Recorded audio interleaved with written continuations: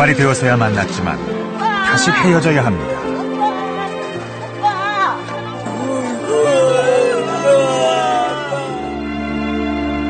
요원해 보이는 통일. 그러나 뒷짐만 지고 있을 수 없는 이유가 또 있습니다. 저는 한마디로 통일은 대박이다, 이렇게 생각을 합니다.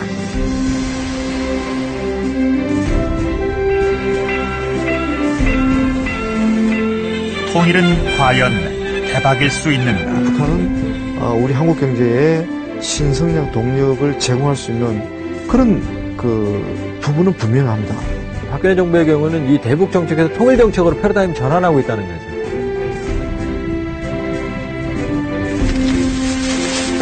그러나 순탄치만은 않은 길. 경제통합 과정을 메리트에 따라가지고 저는 대박도 가능하고 쪽박도 가능하다. 양쪽 다 그런 열리는 것 같아요. 분단 69년. 부강한 미래, 통일 한국으로 가기 위해 우린 무엇을 준비할 것인가?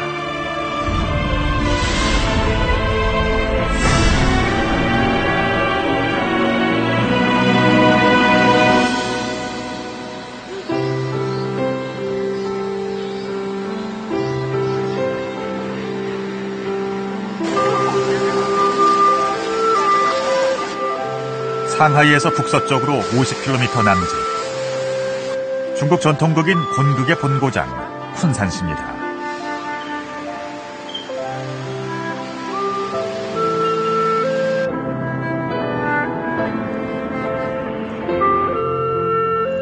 도심을 조금 벗어나니 넓은 공업단지가 눈에 들어옵니다.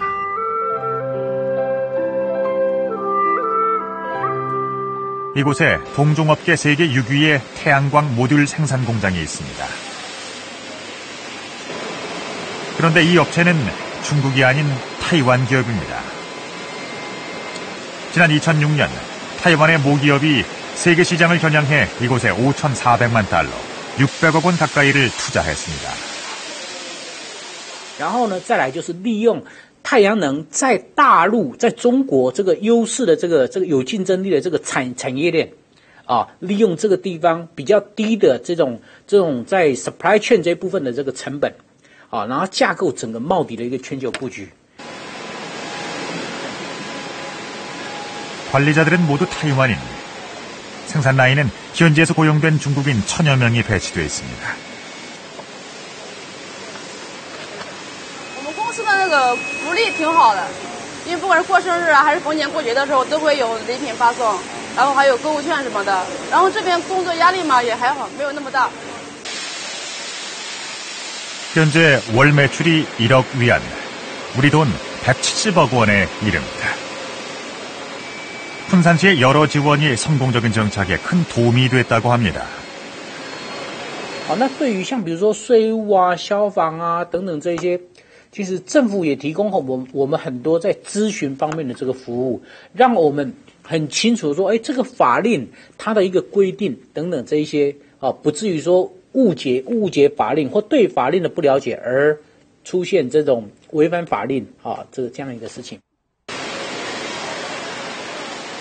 이 업체는 조만간 인근에 8배 이상의 생산시설을 확충할 계획입니다. 이 업체처럼 쿤산 지역에 입주한 대만 기업들은 모두 4,100여 개에 이릅니다. 대부분 전자 기계 분야 업체들입니다. 이 대만 기업들이 쿤산 지역 경제의 근간을 이루고 있다고 해도 과언이 아닙니다. 타이완 100대 제조기업 가운데 60여 개 업체가 쿤산에 진출해 있습니다. 쿤산시 인구 68만 명 가운데 타이완인이 10만 명 이상을 차지하고 있습니다. 所以这个台资对昆山来说是非常重要的。那么像香港呢，外国的资本都排在后边，可以讲它基本上是以台商为主的这样一个产业。 타이완 기업들의 중국 진출은 쿤산 지역만의 특별한 상황이 아닙니다. 타이완의 장춘그룹. 1949년에 설립된 세계적인 석유 화학 분야의 대기업입니다. 이 그룹도 10여 년 전부터 중국 현지 투자를 본격화하고 있습니다. 타이완과 가까운 장쑤성과 푸젠성에 공장을 세웠고 최근엔 멀리 랴오닝성 판진에까지 진출했습니다. 到海外去投资的时候呢，因为刚好在那一段时间，大陆也是一个世界工厂的地位，所以而且大陆也是一个我们主要的一个市场，所以我们觉得在大陆投资是一个势必要的一个措施哦。 이 그룹이 지금까지 중국 본토에 투자한 금액은 30억 달러, 3조 원에 이릅니다. 이 같은 타이완 기업의 중국 투자는 해마다 20억 달러, 우리 돈 2조 원 이상씩 꾸준하게 이루어지고 있습니다. 최근엔 거꾸로 중국 자본이 타이완에 진출하는 일도 늘었습니다. 大陆资金到台湾去投资了，那么现在有这个200多个项目，提供了总共10亿多美金的投资，但是这个是一个开始了。我想就今后这个经济合作会越来越好，发挥两岸双方的经济上的优势。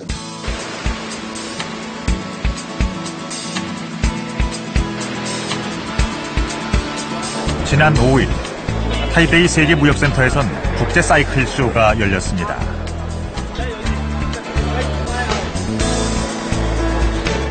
올해로 27번째 아시아 최대 규모와 전통을 자랑하는 자전거 박람회입니다. 박람회가 열린 나흘 동안 100여 나라에서 10,000명 가까이 행사장을 찾았습니다. 참가한 1,100여 업체 가운데는 중국 업체도 50곳이 넘습니다. 중국 업체들이 타이완 박람회를 통해 세계 시장의 문을 두드리고 있는 겁니다. 别的世界各地的客人，不是说要卖到台湾来。对。这是世界各地新的客人，因为我们现在比方说客人有1、2、3几个国家的话，还想再多一点别的国家的客人。 중국과 타이완, 양안은 이렇게 경제 분야에 있어서만큼은 아무 경계가 없는 통합 상태, 이른바 차이완을 이루고 있습니다.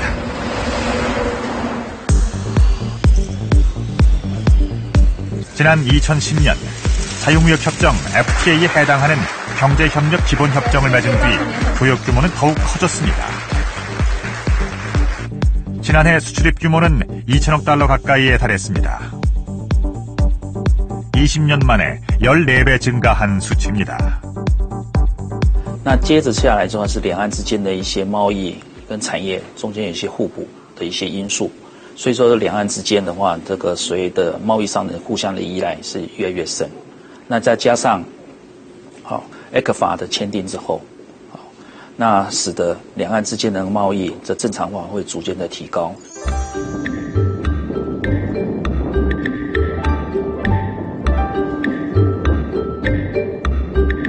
중국 경제의 중심지 상하이, 뉴욕, 런던과 함께 손꼽히는 금융도시이자 문화의 도시이기도 합니다.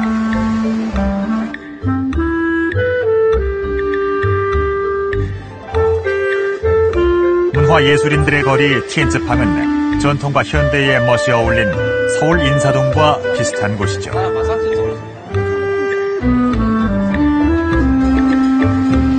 바로 앞에 유리예술박물관이 있습니다.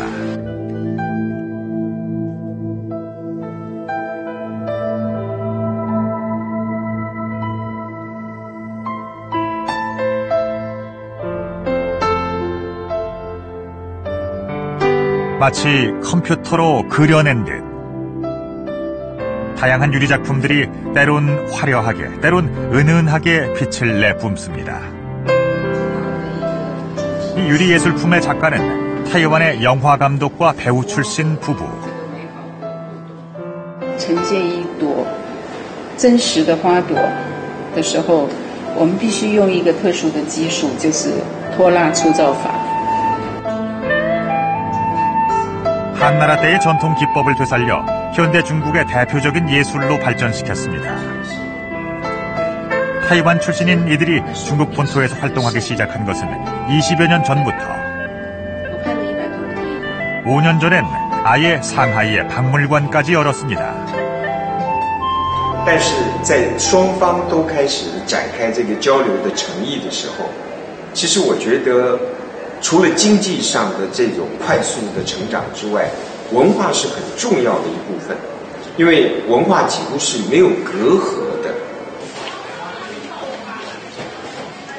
일상생활에서도 양안은 서로 깊숙이 스며들었습니다. 8년 전 상하이에 온 타이완인 류멍시엔 씨는 지난해 말 타이완 식품점을 열었습니다. 好，我们这个东西呢，就是台湾过来的，全部我们店里面所有东西全部都是台湾原装过来的。觉得我们台湾人在这边的优势就是说， 리우 씨처럼 중국 본토에 뿌리내리는 타이완 젊은이들의 모습은 이제 흔한 풍경이 됐습니다. 我估计这边大概差不多应该有50-60间台湾人应该跑不掉。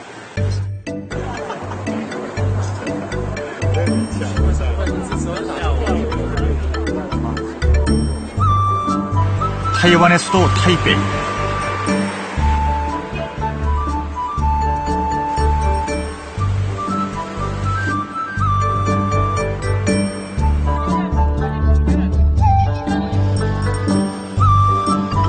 중국 황실의 보물들이 전시된 고궁박물관에 중국인 관광객들이 북적입니다. 要回高雄，飞北京哦，不错，很长的路啊。对，这个整个环岛游。跟家人一起来吗？太太。 중국인들의 대만 여행은 지난 2008년 처음으로 단체 관광이 허용되면서부터 시작됐습니다. 이어 2011년에는 개인 자유관광까지 하루 500명씩 허용이 됐고 최근에는 그 제한 인원 수가 4,000명까지로 늘었습니다. 타이완을 찾은 중국 관광객들은 2010년 100만 명을 넘어선 뒤 2012년엔 200만 명을 돌파했습니다. 중국을 방문한 타이완 관광객들은 이보다 더 많아 지난해 600만 명 가까이나 됐습니다. 경제 분야를 시작으로 문화예술의 교류, 그리고 자유로운 왕래와 거주까지 이른바 타이완은 하나의 생활권이 됐습니다. 이제 남은 마지막은 정치 분야. 지난달 11일 중국과 타이완은 65년 만에 처음으로 장관급 회담을 성사시켰습니다.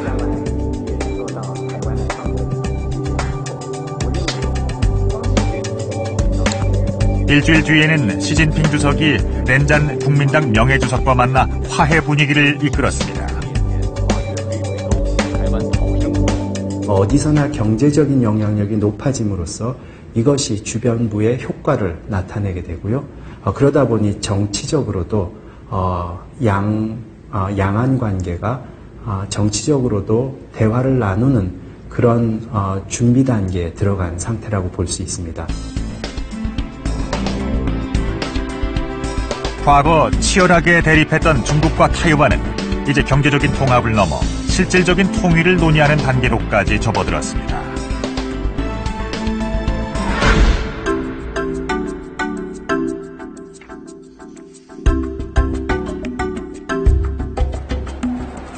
한반도 동북쪽, 북중러 3국의 국경이 맞닿은 북한의 나진시입니다. 거리엔 택시가 다니고 휴대전화 보급이 보편화된 활기차고 개방된 도시입니다.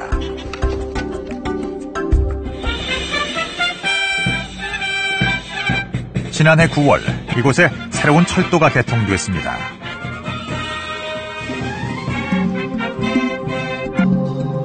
러시아 핫산을 출발한 철도가 54km를 달려 나진에 도착하고 러시아가 50년간 장기 임대해 최근에 개보수를 마친 나진항 제3부두까지 연결됩니다. 2008년 북한과 러시아가 합의한 나진 핫산 개발 프로젝트에 따라 나진항과 배후 물류기지 그리고 철도를 아우르는 현대화 사업을 진행한 겁니다. 러시아 자본이 투입된 공사는 이제 마무리 단계입니다. 아직까지 러시아 극동지역 항만은 미약합니다. 그렇다고 한다면 단기간 내에 폭발적으로 증가되고 있는 에너지, 광물 자원의 수요를 어떻게 충족시켜 줄 것이냐. 러시아는 또 다른 항만을 찾아야만 합니다. 그런데 이런 관점에서 봤을 때 낮은 항만은 상당히 좋은 조건을 가지고 있다고 하는 거죠. 러시아는 한국을 비롯한 인근 국가들의 수출 화물을 낮은 항으로 끌어들인 뒤에 핫산을 거쳐 시베리아 횡단철도를 통해 유럽으로 운송할 계획입니다. 이 경우 유럽까지 화물 운송 기간이 한 달가량 줄어듭니다. 이 프로젝트에는 우리 기업들도 간접 투자 형식으로 참여합니다. 지난해 11월 한러 정상회담 때 이를 위한 양해각서가 체결됐습니다.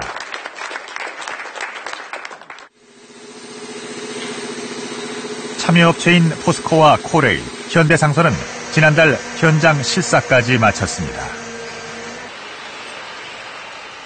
54km 구간의 그 철도가 건설됐다고 하는데 이 부분이 실제로 어떤 적정한 속도를 가지고 기차가 이제 달리고 있는지, 항만을 운영하고 물동량을 처리하는데 소요되는 기자재들이 정상적으로 갖춰져 있는지 등등을 주로 이제 그 실사 주안점으로 삼았습니다.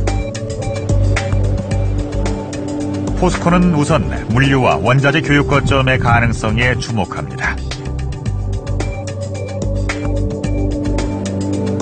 급성장하고 있는 중국 동북 삼성 지역의 물동량을 흡수하는 것은 물론 석탄과 철광석 등 원자재 수입 경로로도 다변화할 수 있을 것으로 기대합니다. 물류가 원활하게 소통이 되면 그 주변에 그 도시개발이라든가 도시개발을 위한 기타 부대시설 같은 것들이 많이 들어설 수밖에 없는 거죠. 그래서 지정학적인 중요성이 있고 거기에 따라서 중요한 어떤 그 거점 지역으로서 향후에 그런 가치가 충분하다고.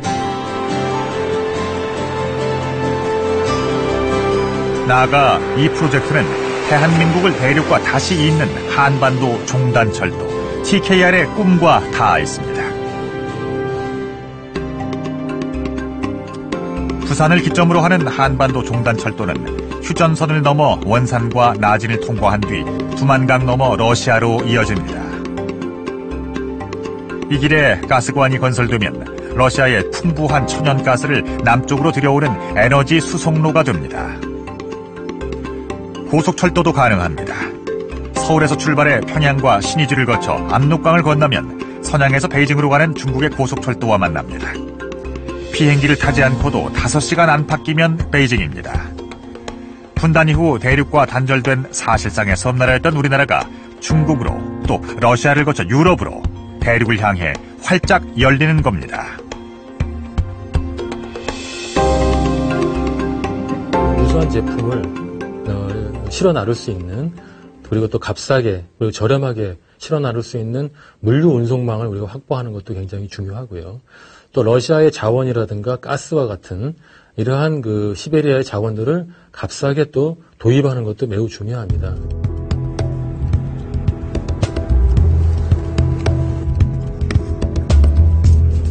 북한과 국경을 맞댄 중국 투먼 경제개발구. 북한은 두만강 건너 이곳 투먼의 공장에 노동자를 보내고 있습니다. 외화를 벌어야 하지만 자국 내 투자를 유치할 수 없는 북한의 고육지책입니다. 저쪽에다가 세워놓은 여러 가지 투자 비용이 더 많이 듭니다. 또 리스크도 있고. 중국 입장에서는 손해될 게 없죠. 건물을 뺏길 일도 없고. 또 이 사람들 쓰는데 여러 가지 지장 받을 일도 없고. 예를 들어서 무슨 날 되면 학습하러 가야 되고 뭐 하면 안 나와도 뭐라고 할 수도 없고. 남북 경제협력이 본격화된다면 이런 상황은 달라집니다. 이미 개성공단에서 경험한 남북 모두에게 득이 되는 경협 모델을 더 만들 수 있습니다. 지난 2008년 개성공단에 입주한 이 의류업체는 사업 규모가 15배나 커졌습니다.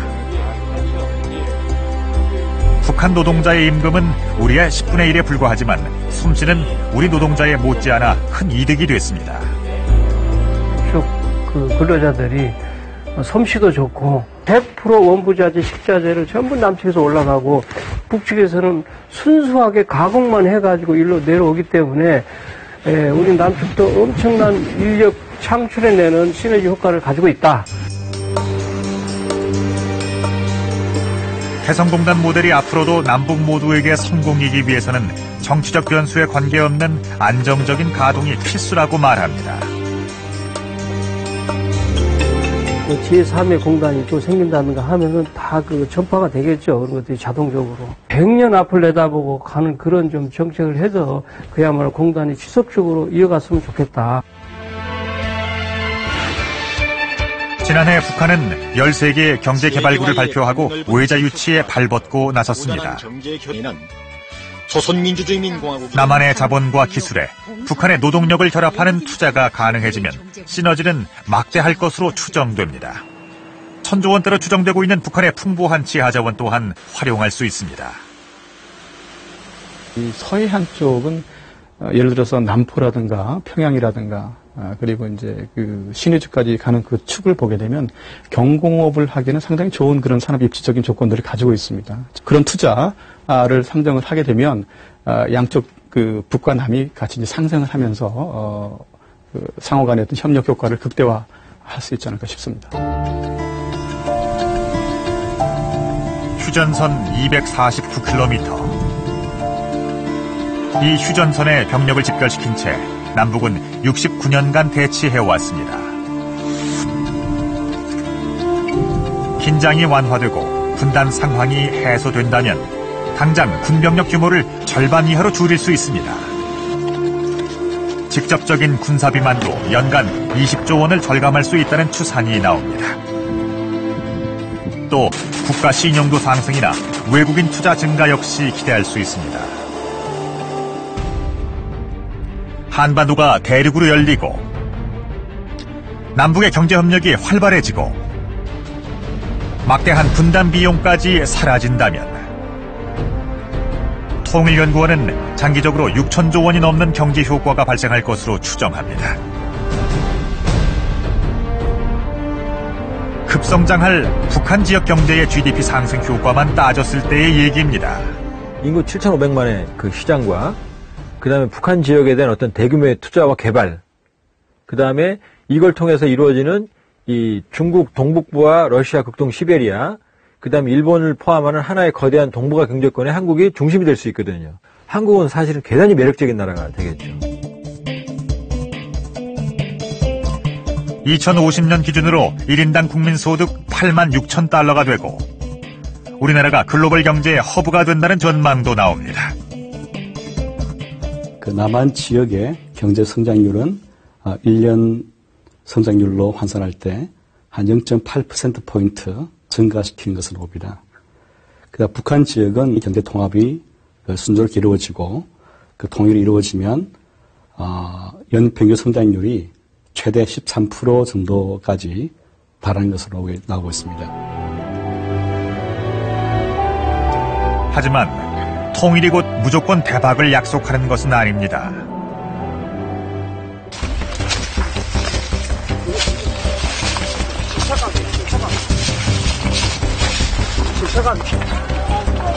죽음을 각오하고 국경을 넘은 탈북자들.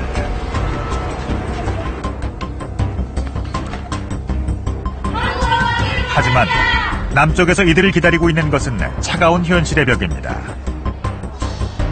탈북자 실업률은 20%에 육박하고 평균 임금은 130만 원에 미치지 못합니다.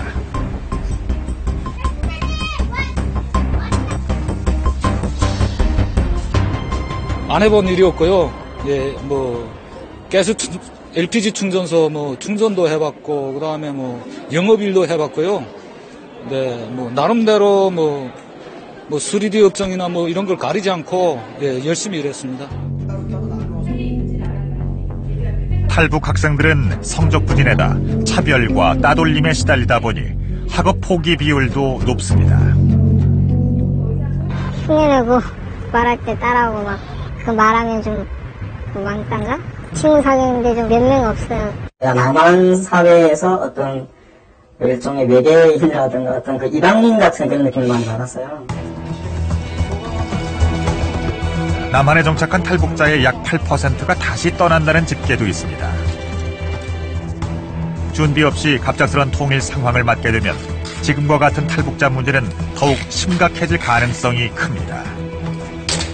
높은 실업과 인플레이션, 그리고 사회적인 혼란과 막대한 구호 비용을 피할 수 없습니다.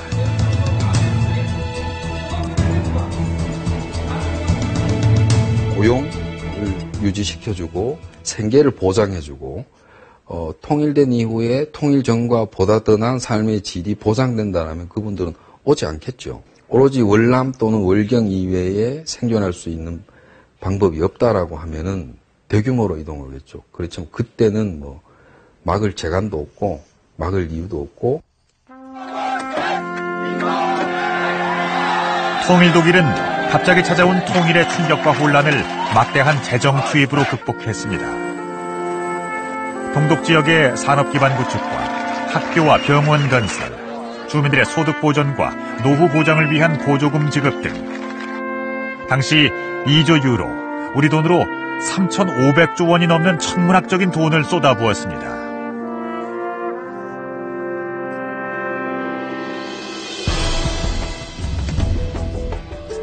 우린 그런 지출을 감당할 능력이 없습니다. 남북한의 격차가 너무 심한 탓입니다. 통일 당시 서독과 동독은 인구 비율은 4대1, 경제력 격차는 3대1의 수준이었습니다. 하지만 남북한의 경우 인구 비율이 2대1로 서독에 비해 부담이 2배이고 경제력의 격차는 20대1에 달할 정도로 큽니다. 같은 수준의 지원을 한다면 서독에 비해 10배 이상 부담이 클 수밖에 없습니다. 정부의 어떤 보조금을 통해서 그거를 해결하려고 하면 한국은 독일이 지불했던 비용의 10배 이상을 지불해야 돼요. 그럼 10배면은 300조입니다. 그럼 매년 누가 그걸 감당할 수 있어요? 예. 그러니까 그런 식의 통합은 그건 불가능하다고 저는 보죠. 이 때문에 전문가들은 남북 간의 경제력 격차를 줄여나가는 경제협력의 필요성을 강조합니다. 북한 경제의 자생을 위해서입니다. 남한과 북한 지역이 분리해서 존재하지만 경제적으로는 통합이 되고 있고 북한 경제가 발전되면은 2030년 되면 북한의 1인당 소득이 한 6,000달러에 근접합니다. 그러면 남한과 북한이 합쳐져도 남한으로부터 북한으로의 보조금 지출이 크게 필요가 없습니다. 를 맡은 교원들도 군과 초를 다투며 긴축하는 교육과 의료, 산업인프라 투자와 같은 지원 사업도 활성화할 필요가 있습니다. 이런 경제협력과 교류는 일방적인 퍼주기가 아닌 서로에게 이득인 투자, 대박 통일을 위한 필수 조건입니다. 군사적인 의미가 없기 때문에 별로 위험하지 않은 인프라를 많이 개발시켜야 합니다. 지금 아직 비교적으로 싼 값으로 할 수 있습니다. 통일 후에 꼭 같은 일을 불가피하게 해야 하는데 이것은 훨씬 더 비쌀 것입니다. 여기엔 무엇보다 서로 신뢰를 바탕으로 협력을 하고 협력을 통해 다시 신뢰를 높여가는 과정이 필수적입니다. 가장 중요한 것은 북한이 우리가 원하는 방식의 경제성장에 기꺼이 동참을 해야 됩니다. 지금처럼 아주 그 상대방에 대한 깊은 불신, 또 절대 우리 남한에게 지지 않겠다는 그런 승부욕, 자기 생존이 위협받을 수 있는 그런 여러 가지 상황들, 굉장히 많은 과제를 해결해야 되는 거죠.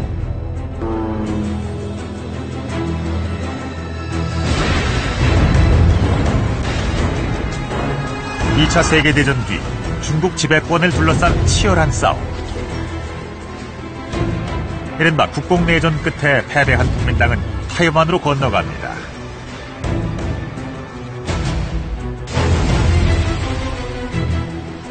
(1970년대까지) 포탄 47만 발을 서로 쏟아부을 정도로 격렬한 대립과 긴장이 계속됐습니다. 그런 양쪽의 관계가 어떻게 통일을 논할 정도로 달라졌을까?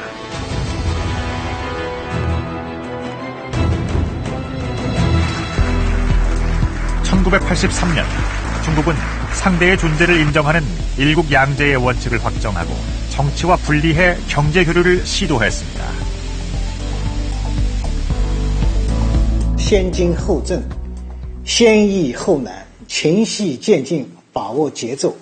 就先发展经济的关系，那么政治的关系在后部分发展，先发展容易的，先解决容易的事情，然后再发展比较难的事情，就逐步创造条件，就由低到高这样一个发展路径。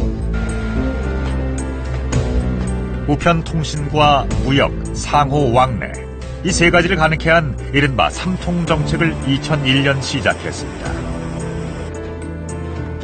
타이완 역시 중국 시장을 겨냥한 진출을 꾸준히 늘려갔습니다. 台商到大陆去投资，很自然的跟我们就形成了一个产业的供应链。因为有这样的产业的供应链化，所以两岸的合作非常的密切。 2005년도에는 중국 후진타오 총서기와 타이완 국민당 렌잔 주석이 손을 잡았고 我们两党就共同迈出了历史性的一步，改变历史。但是未来却是掌握在我们的手里。 2008년 중국의 친화적인 타이완 마잉주 정권이 들어서면서 관계는 더욱 호전됐습니다. 평화와 공생을 위해서는 협력이 필수적이라는 데에 양쪽 모두 공감한 결과입니다. 我们要努力创造的是一个两岸关系的和平稳定哦。那现在是一个和平的开端，那未来持续的一些的作为都是希望去累积两岸这个和平稳定更坚实的一个基础这是我们政府的一个方向。 한국 간의 사이가 틀어졌을 때에도 민간의 협력 관계는 꾸준히 지속해 양안 관계를 더욱 긴밀하게 했습니다. 我们基金会就是说，我们可以创造一个平台哈。那这个平台就是说，两岸之间有时候在政治上有些很多不方便的地方，哈，譬如说双方的高层的政治人物往来有困难，哈。 이렇게 쌓인 신뢰가 있기에 앞으로도 양안 관계는 더욱 굳건하리라는 것이 지배적인 전망입니다. 타이완 정권이 친중 정책의 부정적인 민진당으로 바뀌더라도 큰 흐름을 되돌릴 순 없을 거라는 얘기입니다. 양안 관계라는 것이 남북한 못지않은 정치 군사적 긴장 관계가 있었고 그 긴장 관계 속에서도 경제적 이익을 창출하는 그런 양국이 경제적 이익 중심으로 우선 관계를 개선하면서 정치 긴장, 정치 군사적 긴장을 완화시키고 그리고 이제 오늘날 이 정치 통합까지 논의하는 단계에 이르다는 점이 저희들이 좀 부러워할 수 있는 그런 대목들이죠.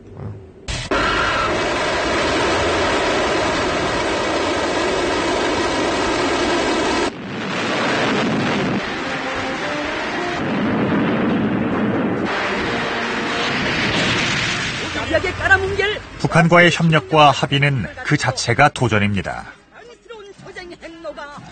끊임없는 도발과 협박을 무기로 한 벼랑 끝 외교. 그들이 거의 유일한 목적은 체제 유지입니다. 그들의 입장에서 보면 아주 성공적인 정책을 했습니다. 물론 그들의 승리는 많은 북한 주민들에게 기근과 고선을 의미합니다. 이것도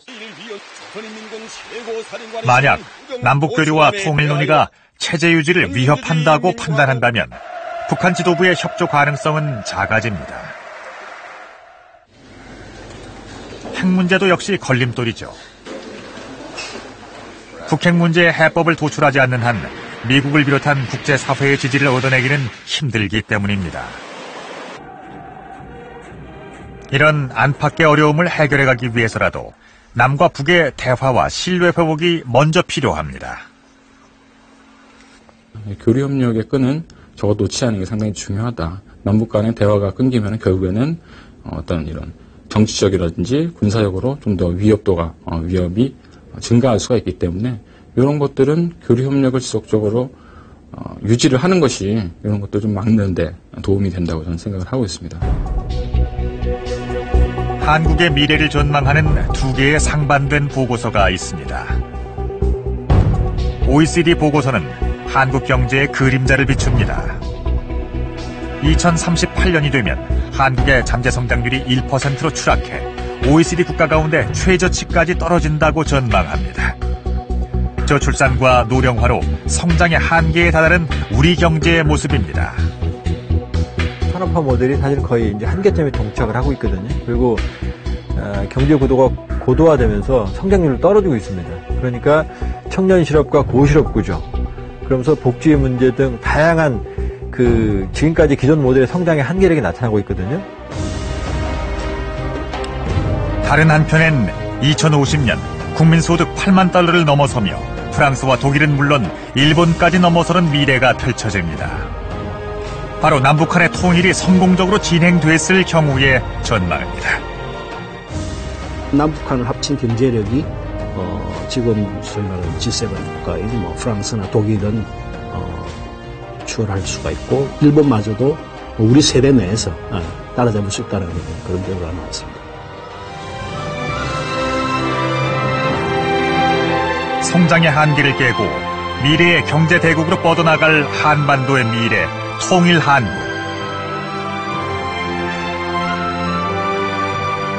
그 미래는 꾸준한 교류와 협력을 통해서만 열어나갈 수 있다는 것을 중국과 타이완, 오늘의 차이완이 말해주고 있습니다.